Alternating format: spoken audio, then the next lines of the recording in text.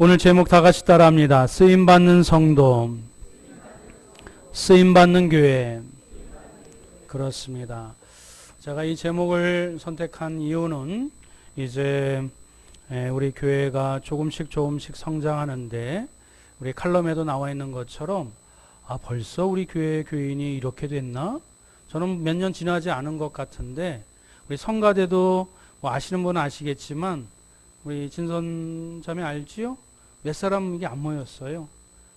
그렇게 시작했는데 벌써 이렇게 자리를 꽉 채울 정도로 우리 성도들이 사랑방들이 이렇게 잘 모이고 열심으로 신앙생활하는 모습이 참으로 감격스러웠습니다. 그런데 오늘 이 라오디아 교회는 그 첫 마음, 첫 사랑, 첫 열정이 식어졌어요. 그래서 주님 앞에 좀 책망을 받습니다. 이 가을에 열매 맺는 신앙이 무엇이냐면 그저 우리가 잘 먹고 잘 사는 것으로 열매 맺는 것이 결코 아니에요. 제가 앞서 기도를 드렸었던 것처럼 우리가 예수님을 닮아가는 것이잖아요. 우리의 신앙이, 우리의 성격이, 우리의 성품이 성숙되어지는 것, 우리의 성령의 열매를 맺는 것이 열매 맺는 신앙이고, 외적으로 열매 맺는 신앙은 뭐예요? 전도하는 것이, 영혼을 구원하는 것이, 그게 주님의 말씀해 주시는 쓸모있는 인생, 쓰임받는 인생이기 때문에 우리 교회가 그 상가 때 작은 인원, 그 소수의 사람들의 그때 가졌었던 그 첫사랑, 그 열정을 다시 회복하고 그 순수한 마음으로 우리 더욱더 힘있게 또 앞으로의 신앙생활을 헤쳐나가고 연합하기를 소망해서 이 제목을 정해봤습니다. 다시 한번 따라합니다. 쓰임받는 성도, 쓰임받는 교회. 주님께 쓰임받고 쓰임받는 교회가 되길 주님의 이름으로 축원드립니다. 우리 질문 하나 드릴게요. 이 땅에서, 이 지구상에서 가장 부유한 나라가 어딜까요? 어디예요? 미국이죠.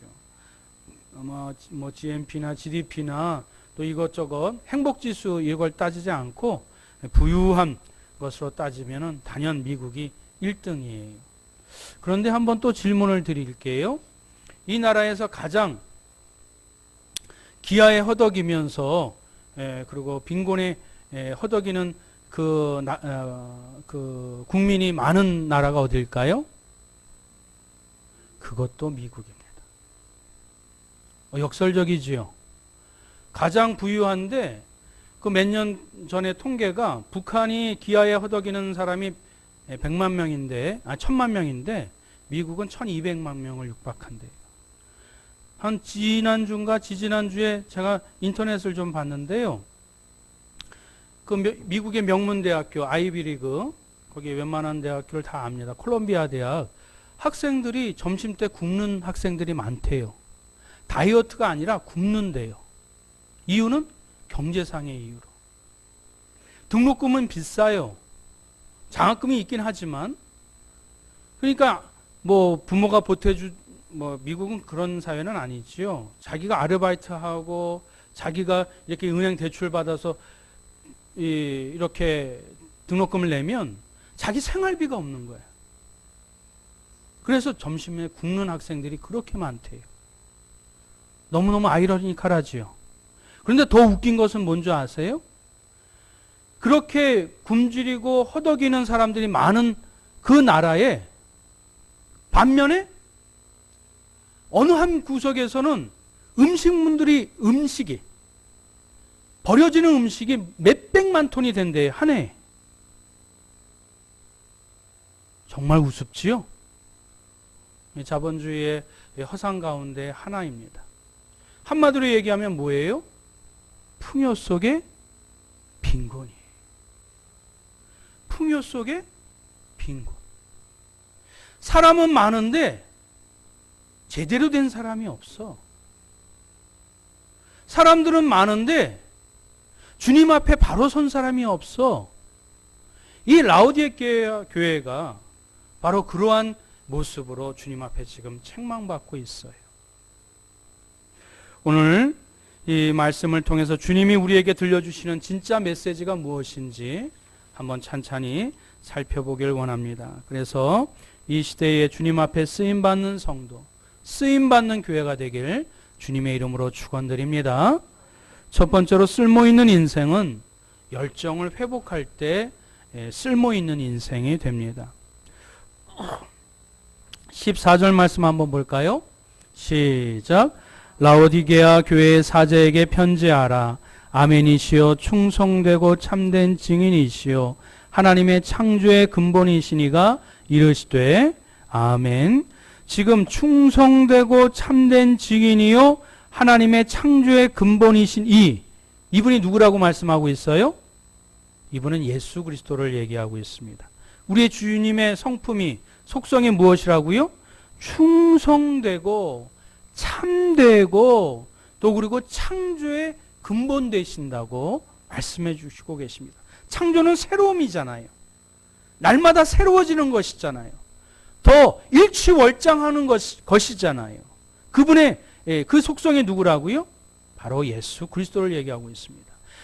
충성되고 참된 분이 그 날마다 새롭게 하신 그분이 라오디아 교회의 교인들에게 지금 선포해 주고 있어요.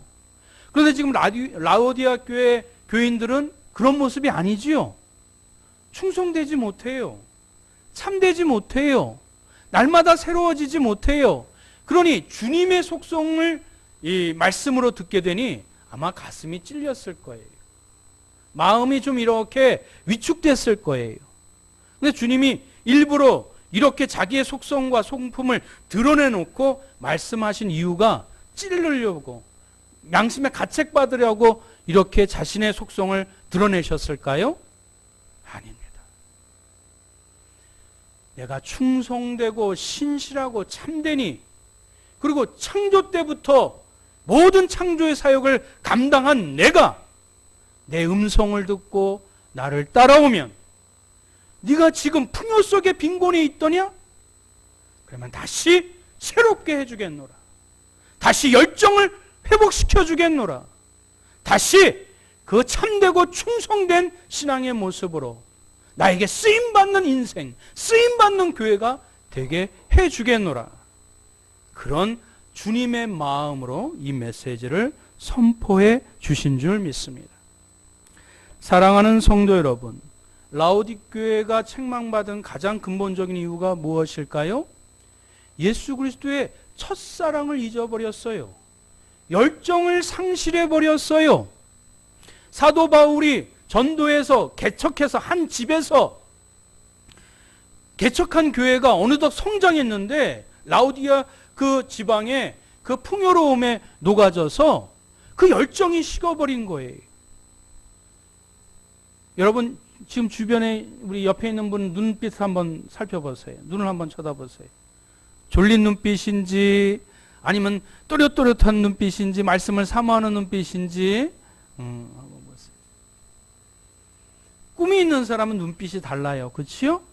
열정 있는 사람은 눈빛이 달라요.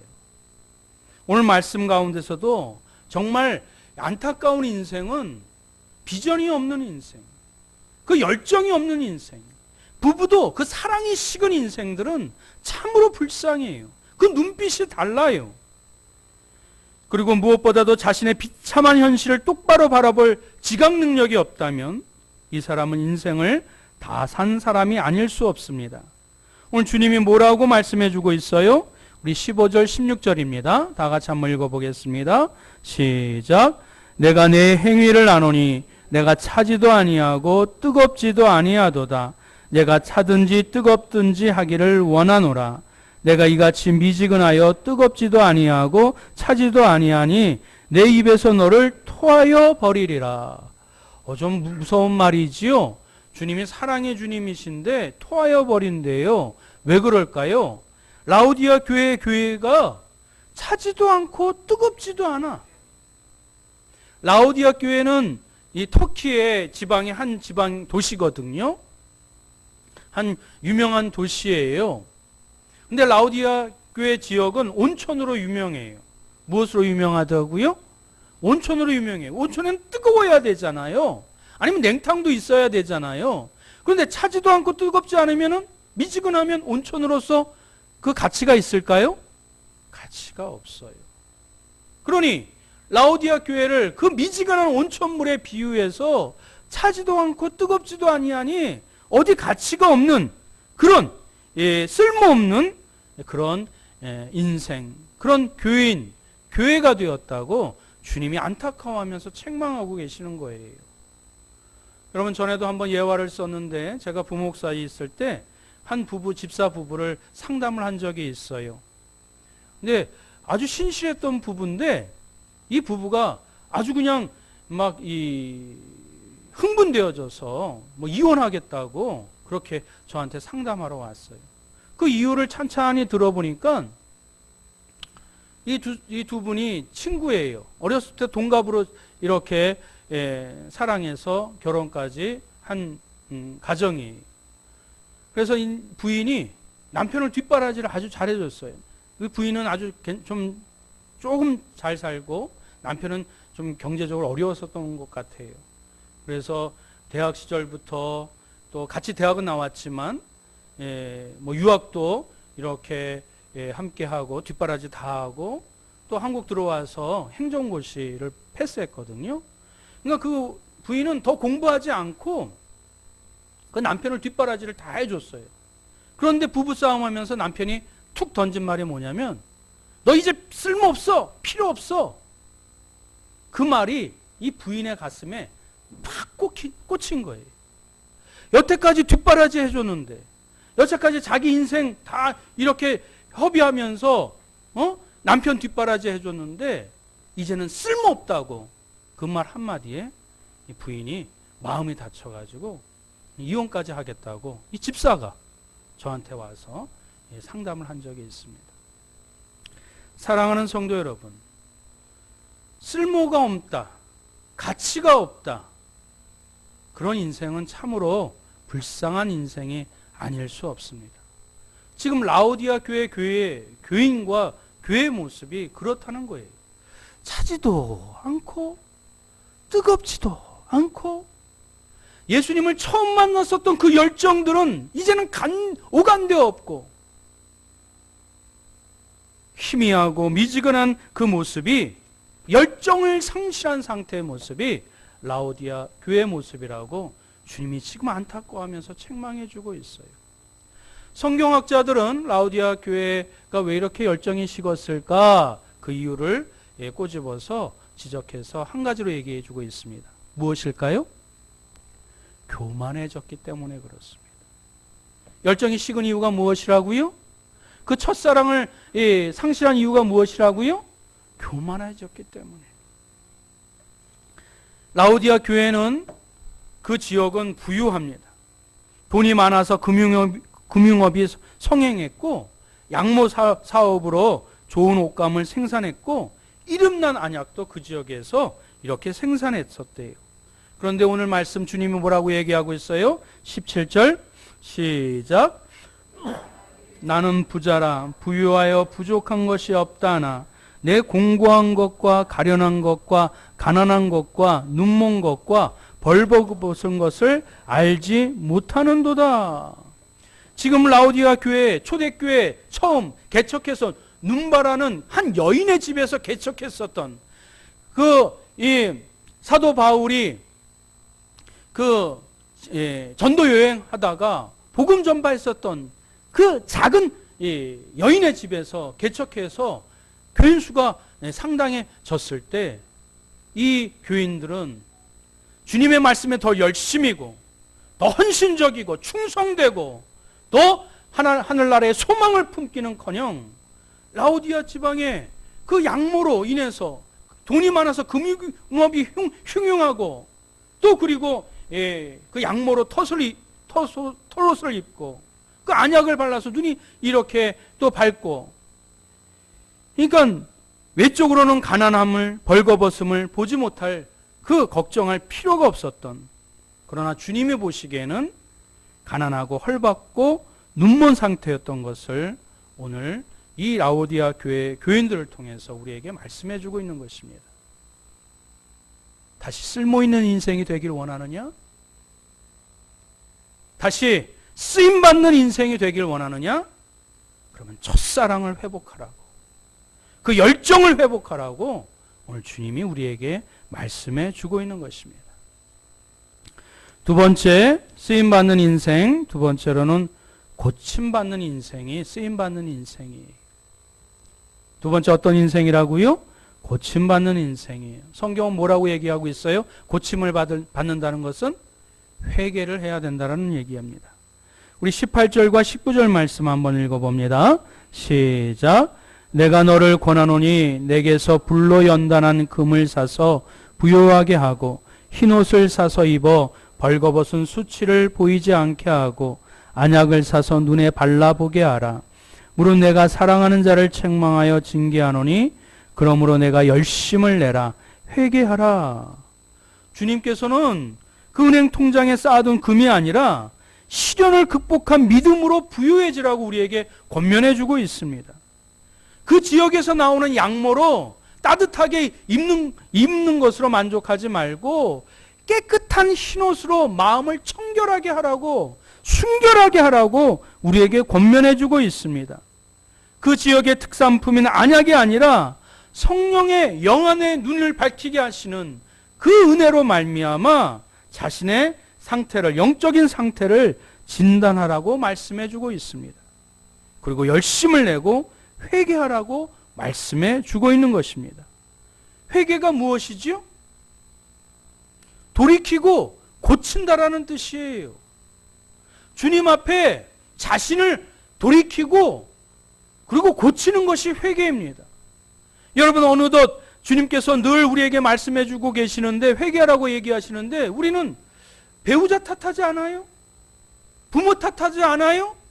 이 나라와 민족 탓하지 않아요? 교회 탓하지 않아요? 사회 탓하지 않아요? 주님은 회개는 나를 고쳐서 쓰기를 원하시는데, 내 마음과 내 상태를 진단하여서 밝히 보고 그것을 고쳐 쓰기를 원하시는데, 자꾸 우리는 남의 탓을 해요. 환경 탓을 해요. 누구 탓을 해요. 고침받는 인생이 쓰임받는데, 고치는 가장 근본적인 그 해결 방법은 회개하는 것입니다. 시편 기자는 그 회개의 바른 모습을 우리에게 말씀해 주고 있어요. 우리 139편 한번 다 같이 한번 읽어볼까요? 시작. 하나님이시여 나를 살피사 내 마음을 아시며 나를 시험하사 내 뜻을 아옵소서. 내게 무슨 악한 행위가 있나 보시고 나를 영원한 길로 인도하소서. 이 시편 기자는 자신이 좀 열심히 바르게 최선을 다해서 살았는데, 그 죄라는 것이 다른 사람하고 비교해서 죄를 발견하는 것이 아니라 누구에게 의뢰하는 것이에요? 하나님께 의뢰하는 거예요. 하나님, 저를 살펴주세요. 하나님, 저를 살펴서 제 마음을 아시고요, 저를 시험해서 그것이 정말 진심에서 우러나왔는지 아니면 악의에서 우러나왔는지 리트머스 종이로 테스트해 주세요. 그래서 제가 그것을 밝히 알 수 있도록 하나님께서 알려주세요. 그래야 하나님 앞에 바로 고백하고 하나님 앞에서 바로 그것을 증명해야 자신이 무엇을 잘못했는지 뚜렷하게 깨달을 수 있는 것이 바로 회개라고 우리에게 말씀해 주고 있습니다. 나를 살펴주시고 나를 시험하시고 나를 알게 하옵소서. 그것이 회개의 바른 수순이 되는 줄 믿습니다. 그래서 다시 내 인생이 나의 주인 대신 주님께서 다시 고쳐서 사용하시고 그 하나님의 나라와 의를 위해서 기꺼이 사용할 수 있는, 그분이 보시기에 아름다운 그 열심의 자리로 돌아가는 것, 그것이 회개의 진정한 모습이 되는 줄 믿습니다.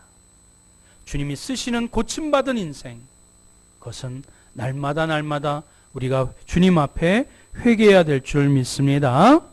세 번째 쓰임받는 인생 무엇이에요? 주님과 친해지는 것이 쓰임받는 인생입니다.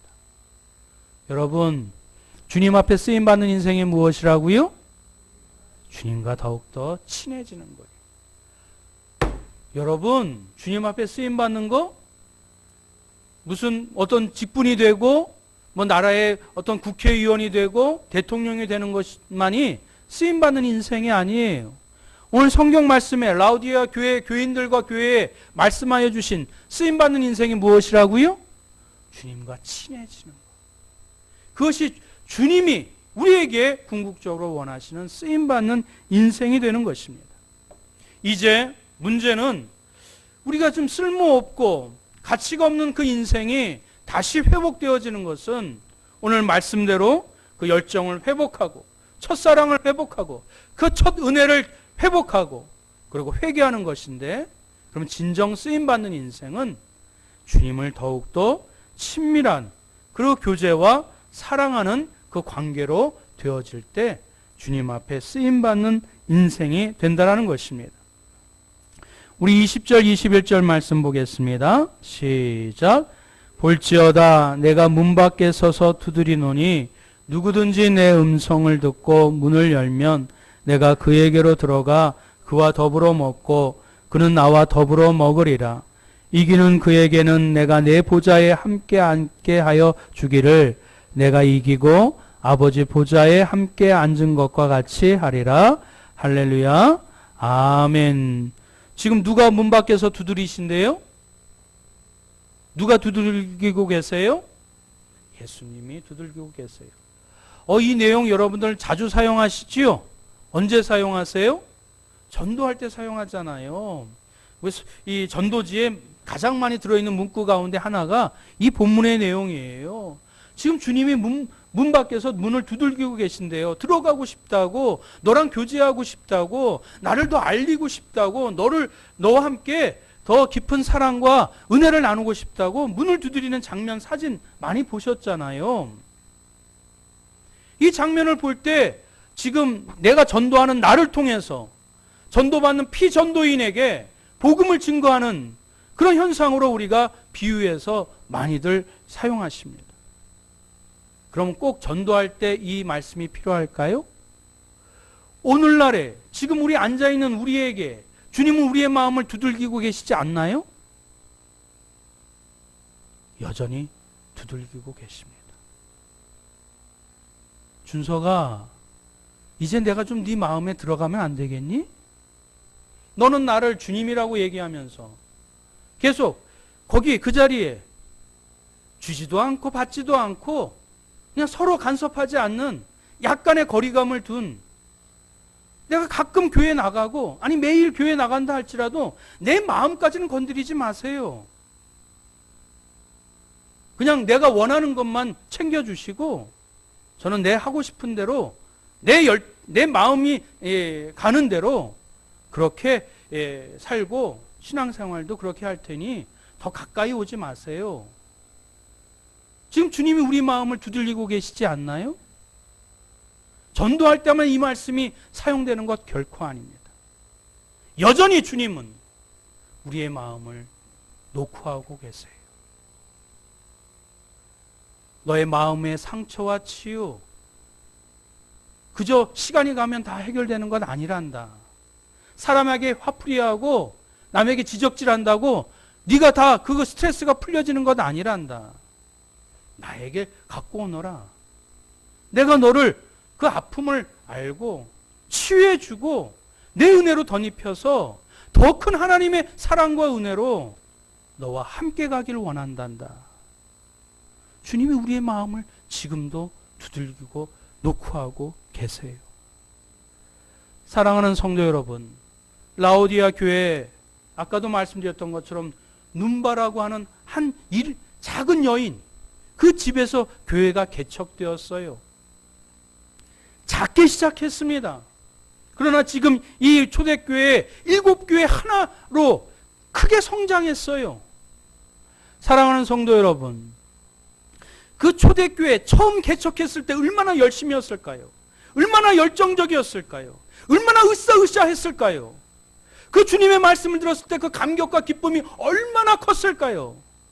그런데 지금 라오디아 교회는 모든 것이 풍요하다고, 실질적으로 자신이 빈곤하고 열정이 식어졌고 하나님 앞에 회개하지 아니하며 주님이 자꾸 놓고 하시는데 그 문을 열어줄 생각이 없는 그런 미지근한 상태의 교회로 전락해 버리고 말았습니다. 사랑하는 성도 여러분, 저는 우리 교회가 또 제가 우리 성도가 그러지 않기를 바랍니다. 칼럼에도 쓰였던 것처럼 교인 수는 많아지는데 정말 주님 앞에 쓸모있는 인생, 쓰임받는 인생, 그런 성도가 우리의 성도의 가장 아름다운 그 보람 있는 꿈이 되고 비전이 되어야 되지 않겠습니까? 이 풍요로운 계절에 그냥 먹고 마시는 거에 우리가 현혹되지 아니하고 내 성품이 주님을 닮아가고 있는가? 성령의 그 9가지 열매들이 맺혀지고 있는가?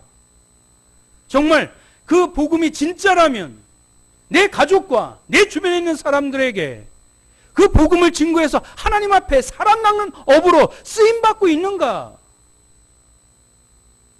우리의 첫사랑이 회복되어지고 주님과 깊은 교제를 나눌 수 있는 진짜 쓸모있는 인생, 쓰임받는 인생이 되어야 되지 않겠습니까? 지금 주님이 그러한 애타는 마음으로 이 말씀을 우리에게 들려주시는 줄 믿습니다.